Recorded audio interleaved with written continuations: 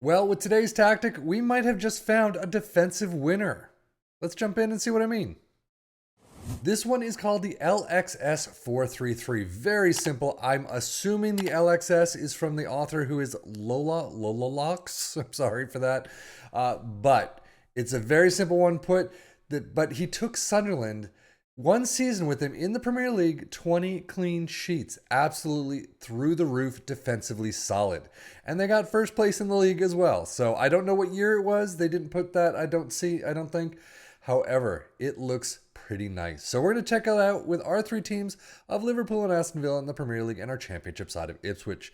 So with all that said, let's dive into the Premier League and see how they did.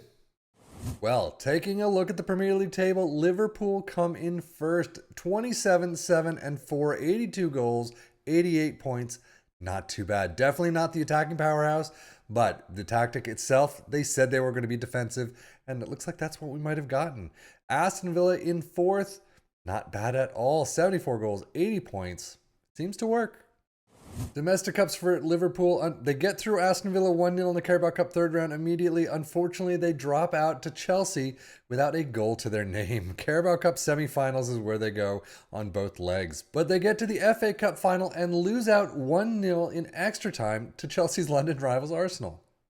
Unable to pick up a second trophy, they lose out to Borussia Dortmund in the Europa League semi-final second leg. Ouch.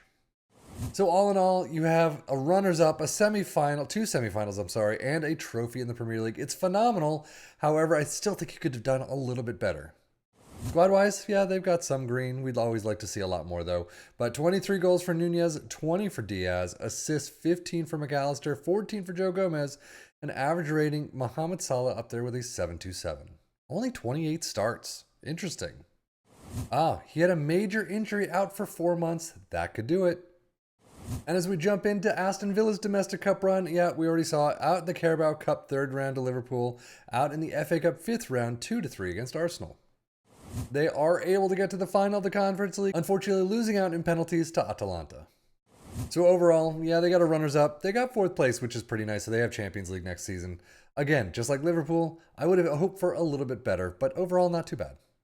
Squad-wise, nothing really out of the ordinary. I guess a little more green than usual, but 18 goals for Moussa Diaby, 15 for Bailey, and 13 for Zaniolo. Assists, 14 for John McGinn, and 12 for Matty Cash.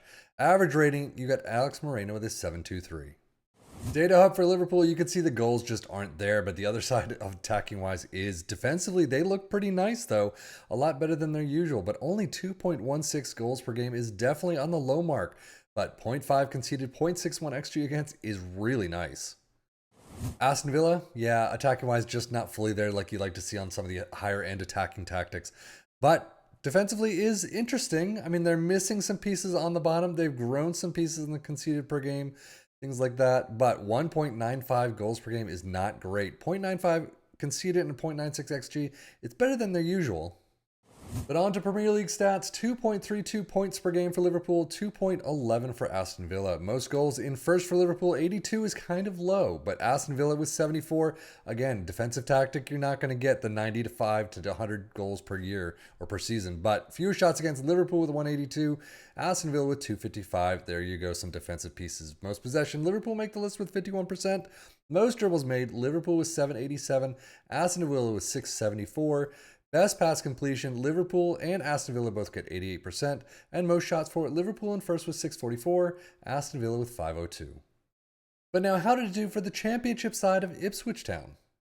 Remarkably well, 118 points. They stormed the league this season. 110 goals.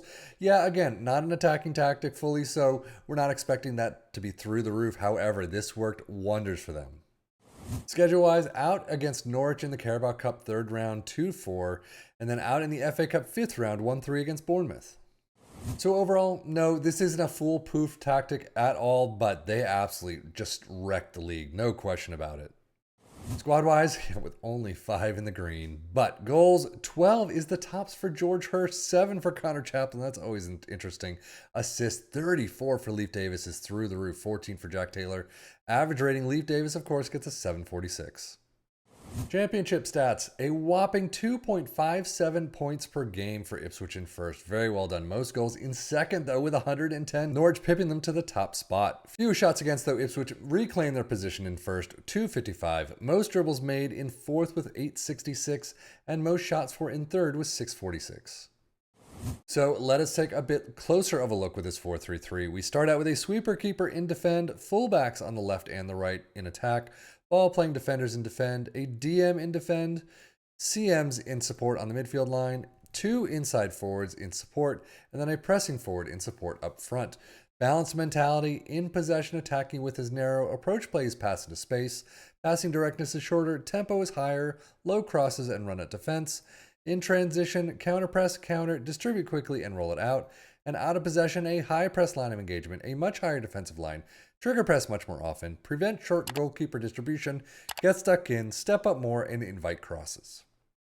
So how did our three teams do overall with this? Ipswich, of course, doing a fantastic job. I mean, defensive tactics are a little bit more suited for the Championship than they are for the Premier League.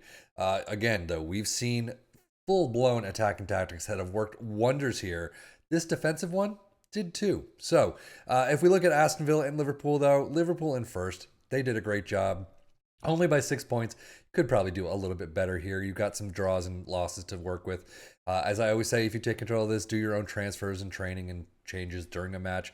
On your own, you could do a lot better job here. Aston Villa, fourth place, is still doing a pretty good job themselves. So overall, this is a defensive tactic that seems to work. I won't say it's all out defensive, but it definitely worked. So quickly diving into the defensive piece of this tactic, Liverpool only allowed 19 goals. Very well done, but shutouts 24. Aston Villa with 15, and if we look allowed 36 for Aston Villa, yeah, they could probably get a better back line there to work a little bit harder. But, I mean, Liverpool, 24 shutouts. Sunderland in the test from the tactic creator himself, got 20 in the Premier League. It's worked, no question about it. Probably one of the first defensive tactics that we've seen that has really worked wonders. So definitely use it if you need a defensive tactic. See what a Luton can do, a Burnley, Bournemouth, whatever, even Everton, and see how they can work with this tactic. It might do you some real good here. But that is it for me, 7FM, for the Football Manager blog channel, saying thank you as always for watching. Take care and enjoy.